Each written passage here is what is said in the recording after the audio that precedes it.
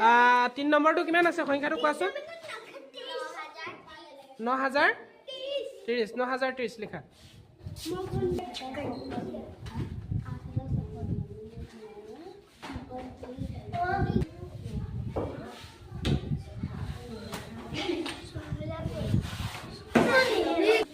তোমাৰ শুদ্ধ হৈছে 9000 9টো বেলেগকৈ লিখিব লাগিছিলে আৰু 1000টো বেলেগকৈ লিখিব লাগিছিলে 9000 কি লিখিলা এতিয়া 9030 ভেৰি গুড যোৱা হৰ্ষিতা হা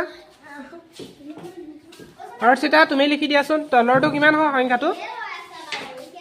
কোৱাচোন কিমান হয় সংখ্যাটো 800 হয় জানো এইটো